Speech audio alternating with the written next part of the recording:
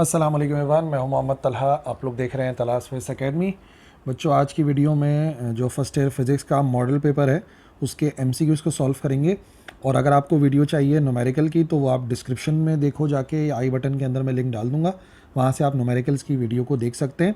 इस वीडियो के अंदर हम जो वो 17 एमसीक्यूज़ हैं उनको सॉल्व करने वाले हैं।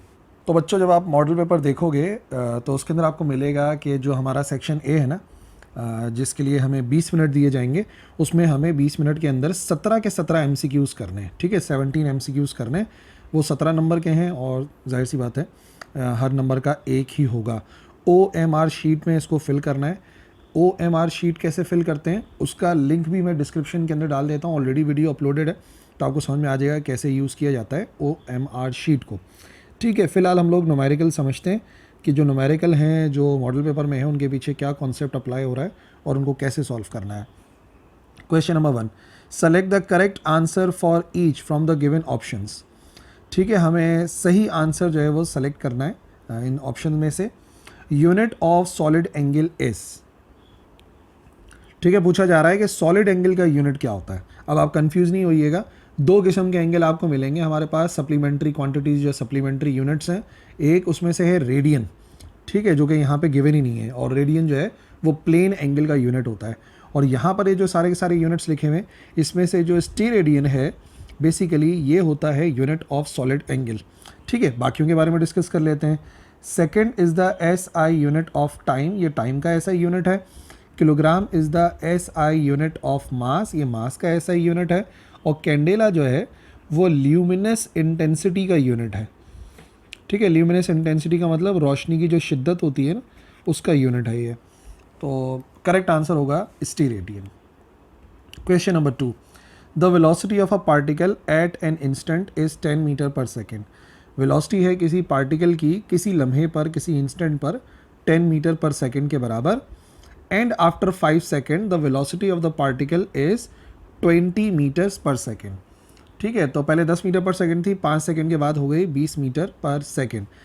तो the velocity 3 second before the initial instant, यानी कि ये जो इनिशियल इंस्टेंट था ना 10 मीटर पर सेकेंड, इससे 3 सेकेंड पहले कितनी होगी वो एक्चुअली हमें मालूम करनी है। ठीक है, तो इसको तो सॉल्व करके बताता हूँ। क्वेश्चन नंबर 2 है ये, मल्टीपल चॉइस क्वेश्चन नंबर 2। तो देखो, मिसाल के तौर पे कोई एक पॉइंट था, पॉइंट ए। पॉइंट ए के ऊपर जो बॉडी की वेलोसिटी है ना, पॉइंट ए के ऊपर बॉडी की वेलोसिटी उन्होंने बोला है कितनी है, पहले 10, पहले 10 थी, 10 मीटर पर सेकेंड। फिर 5 सेकेंड गुजरे। 5 सेकेंड गुजरने के बाद जब वो किसी दूसरे पॉइंट के ऊपर पहुंच गई तो उसकी स्पीड हो गई कितनी है, 20 metre per second. 20 metre per second. तो मिसाल के तौर पे जो इनिशियल पॉइंट आपको दिया हुआ है, इससे 3 सेकेंड पहले स्पीड कितनी होगी वो आपने पता करनी है। ठीक है ना, यहाँ पर स्पीड पता करनी है आपने कितनी होगी। और ये कोई भी पॉइंट सपोज कर लेते हैं, लेट्स से इसको पॉइंट O बोल देते हैं। अब एक्चुअली जो आखिर के दोनों पॉइंट है ना, A और B, इसकी मदद से पहले तो आप निकालिए एक्सेलरेशन। ठीक है, एक्सेलरेशन आप निकालेंगे कैसे। एक्सेलरेशन की डेफिनेशन के मुताबिक एक्सेलरेशन होता है change in velocity in unit time. तो वेलोसिटी में कितना चेंज आ गया, 20 माइनस 10 और डिवाइड में आ जाएगा 5। तो इससे पहले ना हम लोग एक्सेलरेशन निकालेंगे। तो 20 माइनस 10 ये हो गया 10, और 10 को डिवाइड कराएंगे 5 से, तो आंसर आ जाएगा 5 1 ज़ार 5, 5 2 ज़ार 10। इट मीन्स एक्सेलरेशन आ जाएगी 2 मीटर पर सेकेंड स्क्वायर। अब अगर आपको एक्सेलरेशन मालूम है तो आप जो मालूम करना चाह रहे हैं ना, वो आप इनिशियल वेलोसिटी मालूम करना चाह रहे हैं। लेट्स से अगर O से A तक की बात करें तो VI आप मालूम करना चाह रहे हैं, ये वाली वेलोसिटी ऑटोमेटिकली VF हो जाएगी, और इनके दरमियान का जो टाइम लगा है वो 3 सेकेंड लगा है। तो अगर आपको याद है फर्स्ट इक्वेशन ऑफ मोशन, तो VF बराबर होता है VI प्लस AT के बराबर। VF कितना है, VF बराबर है 10 के। VI कितना है मालूम करना चाह रहे हैं। एक्सेलरेशन हमने 2 के बराबर निकाला है, और टाइम जो है बेसिकली 3 सेकेंड है, यानी यहाँ से लेकर यहाँ तक की बात हो रही है ना। तो ये हो जाएगा VI प्लस 6, और यहाँ पे लिखा हुआ है 10। ठीक है, रीअरेंज कर लो तो VI जो है वो बराबर आ जाएगा 10 माइनस 6 के, जो कि बराबर है 4 मीटर पर सेकेंड। इसका मतलब यहाँ पे स्पीड 4 मीटर पर सेकेंड थी, 3 सेकेंड के बाद जो है वो 10 मीटर पर सेकेंड हो गई, 5 सेकेंड के बाद जो है वो 20 मीटर पर सेकेंड हो गई। हर सेकेंड के अंदर जो स्पीड के अंदर फ़र्क आ रहा है वो एक्चुअली 2 का फ़र्क आ रहा है। ठीक है जी, तो करेक्ट आंसर होगा हमारे पास 4 मीटर्स पर second. Question number 3, if momentum is increased by 20% then kinetic energy increases by. अगर किसी बॉडी का मोमेंटम 20% बढ़ रहा है तो काइनेटिक एनर्जी कितने परसेंट बढ़ेगी, ये हमें फाइंड करना है। ठीक है, तो अब आपको ना रिलेशन पता होना चाहिए, रिलेशन आपको पता होना चाहिए काइनेटिक एनर्जी और मोमेंटम का, जो कि अगर नहीं पता तो मैं ड्राइव करवा देता हूँ, छोटी सी बात है बहुत। देखिए काइनेटिक एनर्जी का फॉर्मूला क्या होता है, काइनेटिक एनर्जी का फॉर्मूला होता है 1/2 mv² के बराबर। ठीक है, अगर यहाँ पर मैं इस इक्वेशन को मल्टीप्लाई करा दूँ और डिवाइड करा दूँ m से, ठीक है, m से मल्टीप्लाई और डिवाइड करा लूँ, तो हमारी इक्वेशन क्या बनेगी, हमारी इक्वेशन बनेगी kinetic energy is equal to, यहाँ पर आ जाएगा 1/2, ये डिवाइड वाला m आ गया, और फॉर एग्जांपल जो मल्टीप्लाई वाला m है वो ऊपर वाले m से मल्टीप्लाई होकर m² कर देगा, तो ये हो जाएगा m² v²। तो what is this m² v², इसको एक ही मरतबा लिख लो स्क्वायर को, तो हो जाएगा 1/2m, इसको लिख सकते हैं mv का होल स्क्वायर। mv मोमेंटम होता है, इसका मतलब काइनेटिक एनर्जी एक्चुअली बराबर होती है मोमेंटम का square divide by twice of mass, ये बेसिकली फार्मूला होता है। अब यहाँ पर गिवन कंडीशन क्या है, गिवन कंडीशन ये है कि जो मोमेंटम है उसमें 20% का इजाफा हो रहा है।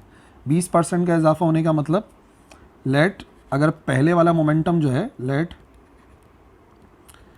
इनिशियल मोमेंटम जो है वो बराबर है p के। ठीक है, तो अब इसमें 20% का इजाफा हो गया। 20% का मतलब क्या होता है, फॉर एग्जांपल अब जो न्यू मोमेंटम होगा वो क्या होगा, न्यू मोमेंटम बड़ी आसानी से निकलता है। कैसे, जो इनिशियल मोमेंटम है उसमें आप ऐड कर दें कि कितना उसमें चेंज आया है, चेंज इन मोमेंटम। तो इनिशियल मोमेंटम को तो हमने बोला है p, ठीक है, इसको p प्राइम कर देते हैं, और जो चेंज आया है वो 20% आया है, यानी 20% ऑफ दिस मोमेंटम। 20% का मतलब होता है 20 डिवाइड बाय 100 इस मोमेंटम का, तो ये हो जाएगा p प्लस 0.2p, p में 0.2p ऐड कर दोगे तो ये हो जाएगा 1.2p के बराबर। ये आ गया हमारे पास फाइनल मोमेंटम। ठीक है, फाइनल मोमेंटम लिखा हुआ है ये ना। काइनेटिक एनर्जी का फॉर्मूला मोमेंटम वाला क्या है, काइनेटिक एनर्जी बराबर है, डिवाइड में 2m तो आता है, ऊपर आता है मोमेंटम का square divided by 2m as it is रहता है। अब इसकी जगह पे इसकी वैल्यू पुट करते हैं, ये हो जाएगा 1.2 p का स्क्वायर डिवाइडेड बाय 2m, और इधर लिखा हुआ है काइनेटिक एनर्जी।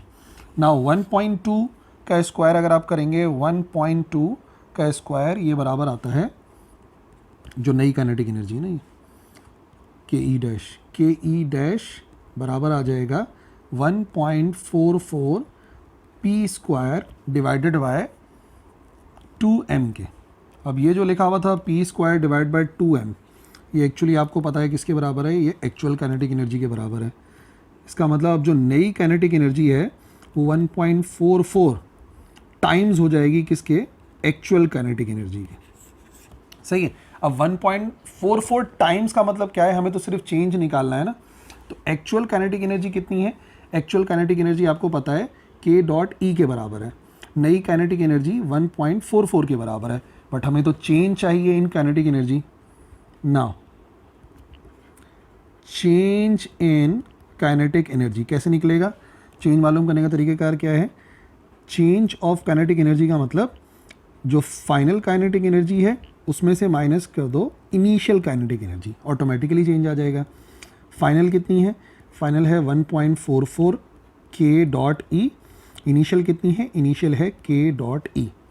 अब आप क्या करें, ये 1E है, 1 काइनेटिक एनर्जी है, ये 1.44 काइनेटिक एनर्जी है, या तो कॉमन लेके माइनस कर लो, 1.44 माइनस का 1 बचेगा, काइनेटिक एनर्जी कॉमन आ जाएगी, 1.44 में से माइनस करो 1, ये आंसर आ जाएगा 0.44 काइनेटिक एनर्जी। जो चेंज आया वो असल काइनेटिक एनर्जी का 0.44 टाइम्स आया, और अगर परसेंटेज में करना है तो इसको मल्टीप्लाई बाय 100 करेंगे, तो चेंज इन काइनेटिक एनर्जी बराबर आ जाएगा 44% के। 0.44 मल्टीप्लाई बाय 100 करेंगे ना, इसका मतलब जो चेंज आएगा काइनेटिक एनर्जी में वो असल काइनेटिक एनर्जी के 44% यानी 44% के बराबर होगा। ये आ गया 44। ठीक है, मुकम्मल कॉन्सेप्ट दे दिया अब मैंने। अब शॉर्टकट आप जो है वो समझ सकते हैं। ये मैंने जब चैनल की MCQs बनाए थे उनमें भी बात समझाई थी आपको। अ मैन एक शख्स है with his arms at his sides, उसके जो हाथ हैं, जो आर्म्स हैं, बाजू हैं, वो उसकी साइड्स पर हैं और वो स्पिन कर रहा है एक लाइट फ्रिक्शनलेस टर्न टेबल के ऊपर।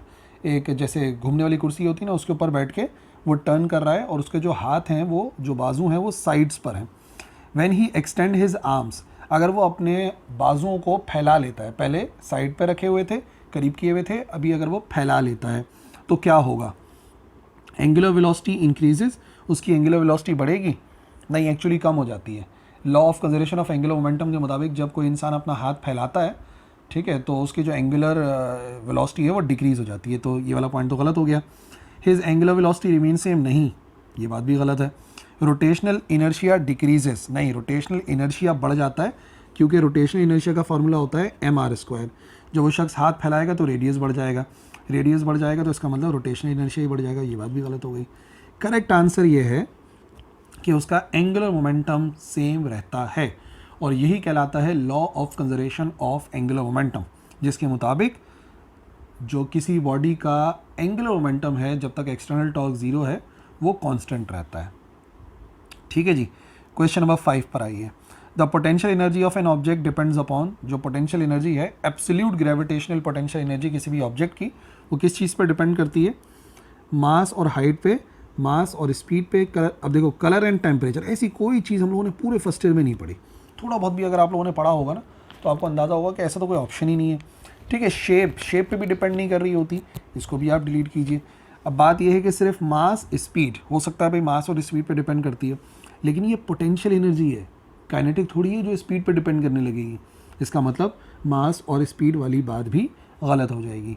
अब हमारे पास एक ही ऑप्शन बचता है, वो है the objects mass and height from the surface. Correct answer यही है।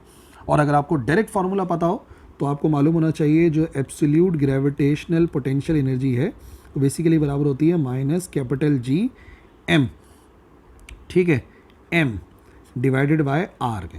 तो r हो गया उसका हाइट, ठीक है, और m हो गया उस ऑब्जेक्ट का मास, इन पर डिपेंड करती है। Question number 6। एक पिस्टन है हाइड्रोलिक लिफ्ट का, उसका एरिया जो है वो ट्वाइस है एरिया ऑफ द अदर के। जो हाइड्रोलिक लिफ्ट है उसका एरिया दूसरे वाले के एरिया के ट्वाइस है। When pressure is applied small piston, और प्रेशर में चेंज आता है डेल्टा पी, तो बताइए लार्जर पिस्टन पे क्या डिफरेंस आएगा? ठीक है, कुछ इस किस्म की कंडीशन है क्वेश्चन नंबर 6 में कि एक जो है वो हमारे पास छोटा वाला पिस्टन है और फिर यहाँ से जो है ना एक बड़ा वाला पिस्टन आ गया, और उस पिस्टन की ख़ास बात यह है कि उसका एरिया जो है वो ट्वाइस है, जितना इसका एरिया था अब जो पिस्टन है उसका एरिया इससे ट्वाइस कर देते हैं ऐसा। ठीक है, और इसके अंदर जो है वो हमने कोई भी लिक्विड फिल करा हुआ है, इधर यहाँ से यहाँ सब ये लिक्विड फिल हुआ हुआ है, तो आप देख सकते हैं कि एरिया ट्वाइस है। अब सवाल ये है कि अगर यहाँ पर फोर्स अप्लाई की गई और प्रेशर में चेंज आएगा डेल्टा पी, तो यहाँ पे चेंज कितना आएगा? ठीक है ना, ये बताना है यहाँ पे चेंज कितना आएगा। अब बच्चे आमतौर पे जो बात समझते हैं ना वो फोर्स की समझते हैं कि भाई एरिया कम है तो कहते हैं एरिया कम फोर्स ज़्यादा, लेकिन यहाँ पे तो बात प्रेशर की हो रही है ना। प्रेशर में जो चेंज आता है वो इक्वल आता है। हमने यही तो सीखा था पास्कल्स लॉ के अंदर कि जो प्रेशर है एट द टॉप, जो प्रेशर है at the bottom, pressure everywhere else हमेशा इक्वल होता है। तो अगर याद रखो छोटे वाले पिस्टन में प्रेशर का डिफरेंस डेल्टा पी के बराबर है, तो बड़े वाले में भी प्रेशर का डिफरेंस डेल्टा पी के ही बराबर होगा। हाँ, फोर्स डिफरेंट हो सकती है, ये बात याद रखिए, क्योंकि हम ऐसे लिखते हैं ना, इधर का F1 divide by A1 is equal to F2 divide by A2। तो भाई फोर्स तो डिफरेंट हो सकती है due to change in area, but जो प्रेशर है वो तो सेम है ना। ये पूरी चीज़ इधर के प्रेशर के बराबर है, ये पूरी चीज़ इधर के प्रेशर के बराबर है, और जब दोनों ही प्रेशर बराबर हैं तो दोनों को एक कॉमन नेम दे दिया। इधर का प्रेशर अगर डेल्टा पी है, इट मीन्स यहाँ का प्रेशर भी डेल्टा पी के बराबर होगा, तो increases by delta P. Question number 7। A sky diver falls through air, एक स्काई डाइवर है वो हवा में गिर रहा है नीचे की तरफ विद टर्मिनल वेलोसिटी, और उसकी वेलोसिटी जो है वो टर्मिनल हो चुकी है, टर्मिनल वेलोसिटी है। The force of air resistance on him, जो फोर्स है अब एयर रेजिस्टेंस की उसके ऊपर वो कितनी होगी? Half of his weight, equal to his weight, twice of his weight, can not be determined from the information given. ये तो बात बिल्कुल ही गलत हो गई, हम डिटरमाइन कर सकते हैं। कैसे? जब भी कोई स्काई डाइवर जो है वो नीचे की तरफ गिर रहा है, ठीक है, तो इनिशियली क्या होता है, इनिशियली उसका वेट ज़्यादा होता है, ये इनिशियल कंडीशन है, उसका वेट ज़्यादा होता है और जो ड्रैग फोर्स होती है वो कम होती है, तभी वो नीचे आते आते स्पीड बढ़ती रहती है। पर हम एक बात जानते हैं, ड्रैग फोर्स बराबर होती है 6 पाई ईटा आर वी के। इसका मतलब जितना नीचे की तरफ आता रहेगा स्पीड बढ़ती है ना, अगर स्पीड बढ़ती है तो फोर्स भी बढ़ती रहेगी। ये फोर्स आहिस्ता आहिस्ता नीचे आते आते बढ़ती रहेगी। एक वक्त ऐसा आता है कि जो वेट होता है वो एक्चुअली बराबर हो जाता है फोर्स के, ये दोनों एक दूसरे को बैलेंस कर जाते हैं। और जैसे ही ये दोनों एक दूसरे को बैलेंस कर जाते हैं तो जो स्पीड होती है उसको हम कहते हैं टर्मिनल स्पीड। ये टर्मिनल वेलोसिटी है, टर्मिनल वेलोसिटी बन जाती है। अब सवाल ये है कि अगर स्काई डाइवर टर्मिनल वेलोसिटी के साथ मूव कर रहा है तो फोर्स बराबर होगी उसके वेट के, फोर्स बराबर होगी उसके वेट के। करेक्ट आंसर है equal to his weight. Question number 8, the force between two charges placed in air is F. दो चार्जेस के दरमियान की फोर्स एफ है, हवा में रखे हुए हैं। If air is replaced by a medium, अब उस हवा की जगह पर हम कोई और मीडियम लेकर आ गए जिसकी रिलेटिव परमिटिविटी जो है वो एप्सिलॉन आर के बराबर है, then force is reduce to. तो जो फोर्स है वो अब कितनी हो जाएगी ये हमें मालूम करना है। और देखो रिड्यूस का वर्ड यूज़ किया जा रहा है, यकीनन फिर एप्सिलॉन आर को डिवाइड में ही होना चाहिए। वैसे तो करेक्ट आंसर यही है, लेकिन करेक्ट आंसर कैसे है मैं आपको अभी बताता हूँ। क्वेश्चन नंबर 8, थोड़ा सा सिंप्लीफाई करना चाहिए हम लोगों को ना, कॉन्सेप्ट रिवाइज होते रहते हैं। तो एक्चुअल फार्मूला होता है 1/4 pi epsilon naught Q1 Q2 divide by R square, according to Coulomb's law बता रहा हूँ। ठीक है, ये कहाँ पर अप्लाई हो रहा है, ये एयर पे अप्लाई हो रहा है F। अब एयर के अगर अलावा होगा ना तो F डैश बन जाएगा। फॉर एग्जांपल इसको बोलते हैं 1/4 पाई, सिर्फ एप्सिलॉन लिखते हैं, Q1 Q2 अपनी जगह पर आता है, डिवाइड में आता है आर स्क्वायर। और एप्सिलॉन खुद किसके बराबर होता है, जब भी हम एप्सिलॉन निकालते हैं तो वो बराबर होता है epsilon naught into epsilon R के। इसका मतलब अगर इस इक्वेशन में एफ डैश बराबर आएगा तो हम लिखेंगे 1/4 pi epsilon naught epsilon R Q1 Q2 divide by R square. अब अगर आप सिर्फ एप्सिलॉन आर को हटाओ और बाकी सारी वैल्यूज़ देखो कि किसके बराबर आ रही हैं, तो आपको नज़र आ जाएगा कि जो बाकी सारी वैल्यूज़ हैं वो एयर वाली फोर्स की आ रही हैं। ठीक है, देख लो गौर से। इसका मतलब एफ डैश जो नई फोर्स होगी वो एक्चुअली बराबर आएगी, एफ आ जाएगा इन सब की जगह पर, और डिवाइड में ऑलरेडी लिखा हुआ है एप्सिलॉन आर। तो जितनी भी रिलेटिव परमिटिविटी होती है ना, उस लिहाज से जो है वो फोर्स में डिफरेंस आ जाता है, रिड्यूस वाला। तभी मैंने कहा था F divide by epsilon R होता है। ठीक है जी। Question number 9, the charging of a capacitor through a resistance follows. जब कोई कैपेसिटर चार्ज होता है किसी रेजिस्टेंस के थ्रू तो वो फॉलो करता है लीनियर लॉ को। ग्राफ लीनियर होता है, स्ट्रेट होता है, स्क्वायर लॉ को स्क्वायर वाला होता है, एक्सपोनेंशियल लॉ या inverse square law. Correct answer है एक्सपोनेंशियल लॉ। जब भी कैपेसिटर चार्ज होता है तो वो फॉलो करता है एक्सपोनेंशियल लॉ को। ठीक है, यानी कि इनिशियली बहुत तेज़ी से चार्ज होता है और आहिस्ता आहिस्ता जो उसकी चार्जिंग है वो बहुत स्लो डाउन हो जाती है। जो ग्राफ हम लोगों ने पढ़ा था ना, उस ग्राफ की शक्ल कुछ इस किस्म की होती है। यहाँ पे हम अगर हम चार्ज को प्लॉट करते हैं, यहाँ पे हम टाइम को प्लॉट करते हैं, यहाँ पर आता है चार्ज, यहाँ पर आता है टाइम, तो वो ग्राफ ना कुछ इस किस्म से बनता है। यहाँ 0 से स्टार्ट होकर शुरू में तेज़ होते होते फिर आखिर में काफ़ी हद तक स्लो डाउन हो जाता है, इतना स्लो डाउन, इतना स्लो डाउन। फिर हम ये कहते हैं कि जो मैक्सिमम चार्ज है यहाँ तक का वो एक्चुअली बराबर होता है Q0 के। ये बिल्कुल लेक्चर के अंदर मैंने समझाया हुआ है। अगर बात अभी शॉर्टकट में समझ में नहीं आई ना तो जाके लेक्चर देखो, एक्सपोनेंशियल लॉ फॉलो करता है। Question number 10, a wire of uniform area of cross section A. एक तार है, उसका यूनिफॉर्म एरिया है A, लेंथ है L और रेजिस्टेंस है R। कट इनटू 2 पार्ट्स, हमने उसको 2 पार्ट्स में कट कर दिया। The resistivity of each part, तो रेजिस्टिविटी कितनी हो जाएगी। अब बच्चे ना इस सवाल में गलती करते हैं, मैं आपको समझाता हूँ। रेजिस्टिविटी का एक फॉर्मूला होता है RA डिवाइडेड बाय L के। ठीक है, अब बच्चे क्या कहते हैं, बच्चे जो है ना वो ये कह रहे हैं कि यहाँ पर उन्होंने लिखा है कि हमने जो है ना उसको 2 पार्ट्स में रिजॉल्व कर दिया, यानी कि उसकी लेंथ को आधा कर दिया। बच्चे इसकी लेंथ को आधा करते हैं तो बोलते हैं यार रेजिस्टिविटी तो बढ़ जाएगी। पर एक बात आप याद रखिए, रेजिस्टिविटी का ये फार्मूला ज़रूर है, लेकिन resistivity is the property of material, वो मटेरियल की प्रॉपर्टी है, वो चेंज नहीं होती। जो कॉपर की रेजिस्टिविटी है एट अ पर्टिकुलर टेम्परेचर वो उतनी ही रहती है जितनी की है, आयरन की एक पर्टिकुलर टेम्परेचर पे जितनी है वो उतनी रहती है। तार चाहे लंबा हो चाहे छोटा हो, कोई फ़र्क नहीं पड़ता रेजिस्टिविटी पे, इसको याद रखना। अच्छा, अब आप सोचोगे कि क्यों, लेंथ को देखो, फार्मूले के मुताबिक लेंथ को कम कर रहे हैं तो रेजिस्टिविटी तो बढ़नी चाहिए। आप ये भी तो सोचो कि अगर आप लेंथ को कम करोगे तो रेजिस्टेंस भी तो कम हो जाएगी। अगर आप लेंथ को कम करेंगे तो रेजिस्टेंस भी तो कम हो जाएगी ऑटोमेटिकली। तो ये जो लेंथ का कम होना है, रेजिस्टेंस का कम होना है, वो सब एक दूसरे को बैलेंस कर देगा। नतीजे में जो रेजिस्टिविटी है वो कांस्टेंट ही रहेगी, याद रखिएगा ये बात। रेजिस्टिविटी डज नॉट चेंज, वो सिर्फ मटेरियल पर डिपेंड करती है, remains same. 11. The heat sensitive device whose resistivity changes with the change in temperature. एक ऐसी heat sensitive device होती है जिसकी resistivity change होती है with the change in temperature. उसे क्या कहते हैं? उसे कहते हैं थर्मिस्टर। ठीक है। अच्छा, वैसे तो यहाँ पर देखो दो चीज़ें आ रही हैं, थर्म आ रहा है और रेजिस्टर का आखिरी आ रहा है। थर्म कहते हैं हीट को, रेजिस्टर का आखिरी आ गया यानी कि रेजिस्टेंस पे डिपेंड करने वाली चीज़।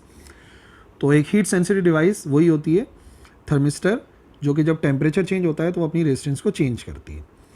थर्मामीटर टेम्परेचर को मेजर करने के लिए इस्तेमाल होता है, रेजिस्टेंस से कोई ताल्लुक़ नहीं है। रेजिस्टर का टेम्परेचर से तो ताल्लुक़ है, ठीक है, लेकिन उसकी जो रेजिस्टेंस है वो एक पर्टिकुलर वैल्यू होती है। कंडक्टर तो करंट को पास करवाता है। थर्मिस्टर बेसिकली क्या करता है, वो हीट सेंसिटिव होता है, हीट और रेजिस्टेंस आपस में रिलेटेड होते हैं, थर्मिस्टर यूज़ होता है। Question number 12, a child swinging on a swing, एक बच्चा है वो झूल रहा है एक झूले के ऊपर in a sitting position, stands up, खड़ा हो जाता है वो बच्चा। Then the time period of the swing will, जो टाइम पीरियड है उस स्विंग का वो कितना हो जाएगा। क्वेश्चन नंबर 12, इधर छोटा सा फिगर के ज़रिए आप समझ जाइएगा। देखिए यहाँ से मिसाल के तौर पे झूला है, इधर से लेके इधर तक वो बच्चा जो है वो झूल रहा है, और जो बच्चा झूल रहा है वो यहाँ पर इन सिटिंग पोजीशन है। बच्चा जो है ना यहाँ पर कहीं पर है, सिटिंग पोजीशन के अंदर है और यहाँ से लेके यहाँ तक झूल रहा है। तो अभी अगर आप देखो तो जो इस पूरे सिस्टम का सेंटर ऑफ मास है वो इधर आ रहा है, ये सेंटर ऑफ मास है, यानी कि जो इफेक्टिव लंबाई है वो इतनी है इस पेंडुलम की, क्योंकि सेंटर ऑफ मास यहाँ पर है ना, जब वो इधर आएगा सेंटर ऑफ मास इधर आएगा, इधर आएगा, सेंटर ऑफ मास इधर होगा। बट सेकंड कंडीशन में क्या कह रहे हैं कि वही बच्चा अब स्टैंडिंग पोजीशन के अंदर आ रहा है, ठीक है। वही बच्चा अब अगर यहाँ पर है तो वो स्टैंडिंग पोजीशन में है, फॉर एग्जांपल वो इस तरीके से यहाँ पर खड़ा हुआ है वो बच्चा। अब जो सेंटर ऑफ मास है ना, अच्छा जब इधर आएगा तो चलो इधर का भी समझा देता हूँ, जब इधर कहीं पर आ गया तो उस बच्चे का सेंटर ऑफ मास यहाँ पर आ गया। अब आप एक बात नोट करोगे कि जो इफेक्टिव लेंथ आपको नज़र आ रही है ना पेंडुलम की, वो कम हो गई है, इधर भी कम हो गई है, इधर भी कम, इधर लेंथ ज़्यादा थी। अब यानी कि उस बच्चे के खड़े होने से लेंथ ऑफ पेंडुलम के ऊपर असर पड़ रहा है। अब टाइम पीरियड कैसे डिपेंड करता है, टाइम पीरियड डिपेंड करता है L/G के, जिस फार्मूले के मुताबिक अगर लेंथ कम हो रही है तो टाइम पीरियड भी कम होगा, सही ना। अगर वो बच्चा खड़ा हो रहा है तो इफेक्टिव लेंथ कम हो रही है, लेंथ कम हो रही है तो टाइम पीरियड भी कम होना चाहिए। क्वेश्चन में क्या पूछा गया था, time period of the swing will, तो हमने अभी भी देखा जो टाइम पीरियड है स्विंग का वो लेंथ कम होने की वजह से डिक्रीज हो जाएगा, decrease. Question number 11, a heavily damped system has a fairly flat resonance curve, वो जो रेजोनेंस कर्व हम बनाते हैं ना डैम्प्ड हार्मोनिक मोशन के अंदर या डैम्प्ड ऑसिलेशन के अंदर, वो एक्चुअली होता है एम्पलीट्यूड फ्रीक्वेंसी ग्राफ। वो जो ग्राफ है वो एम्पलीट्यूड फ्रीक्वेंसी ग्राफ कहलाता है कि एम्पलीट्यूड में कितना फ़र्क पड़ रहा है विद रिस्पेक्ट टू फ्रीक्वेंसी, ठीक है। तो वो आप देख भी लेना ग्राफ में, मैंने बुक की जब सॉल्व करवाई थी MCQs उसमें भी इस बात को समझाया था। क्वेश्चन नंबर 14, इफ VA क्या है, speed of sound in air है, VH है speed of sound in hydrogen gas, VM क्या है, VM है speed of sound in a metal. Temperature same है, सिर्फ अलग अलग मटेरियल्स चेंज हो रहे हैं, तो बताइए कौन सा रिलेशन सही है, स्पीड पे क्या असर पड़ेगा, कहाँ पर स्पीड सबसे ज़्यादा होगी, कहाँ पे स्पीड सबसे कम होगी। क्वेश्चन नंबर 14, अब देखिए बात समझने वाली ये है कि सबसे पहली बात ये कि दो गैसेज हैं एक सॉलिड है, तो स्पीड ऑफ साउंड तो सॉलिड्स में सबसे ज़्यादा होती है, सॉलिड्स में स्पीड ऑफ साउंड सबसे ज़्यादा होती है। क्यों? क्योंकि मॉलिक्यूल्स करीब करीब होते हैं, वाइब्रेशन बड़ी जल्दी जल्दी एक दूसरे को ट्रांसफ़र करते हैं, वाइब्रेशन ट्रांसफ़र करते हैं तो साउंड जल्दी ट्रैवल करता है। तो ये बात तो कंफर्म हो गई कि सबसे ज़्यादा जो स्पीड ऑफ साउंड होगा वो मेटल के अंदर होगा। सबसे ज़्यादा सॉलिड्स में होती है, सॉलिड्स के बाद लिक्विड्स में होती है, लिक्विड्स के बाद गैसेस में होती है। अब बाकी जो दो ऑप्शन है ना वो गैसेस के हैं। अच्छा जी, स्पीड ऑफ साउंड जो गैसेस की होती है ना वो एक फॉर्मूले पे डिपेंड करती है, ठीक है, वो होता है gamma R T over M के, यानी कि वो डिपेंड करती है एम पे। What is M? एम होता है उस चीज़ का मोलर मास कितना है, ठीक है। अब जो दो ऑप्शन हमें गिवन है, एक एयर का गिवन है और दूसरा हमें गिवन है हाइड्रोजन गैस का। अब इसमें से आप जानते हैं कि कौन सी गैस हैवियर है, कौन सी लाइटर है। हाइड्रोजन जो है वो इसमें लाइटर है और जो एयर है इसका मतलब वो हैवियर है। हैवियर होने का मतलब, हैवियर होने का मतलब मास ज़्यादा, लाइटर होने का मतलब मोलर मास कम। मोलर मास कम तो ऑटोमेटिकली स्पीड ज़्यादा, और मोलर मास उल्टा लिख दिया, नीचे लिखना था। मोलर मास कम तो इसका मतलब स्पीड हो जाएगी ज़्यादा, और अगर मोलर मास ज़्यादा है तो इसका मतलब स्पीड हो जाएगी कम, ठीक है। तो अगर रीअरेंज करें बात तो सबसे ज़्यादा स्पीड तो हमें समझ में आ गया कि मेटल के अंदर होगी। मेटल के बाद जो स्पीड होगी वो हाइड्रोजन में ज़्यादा होगी, और उसके बाद जो होगी वो एयर में होगी। तो आपने ये वाला ऑप्शन तलाश करना है, वी एम, वी एच और V A. V M, V H और वी ए, ये वाला ऑप्शन करेक्ट है, बी ऑप्शन।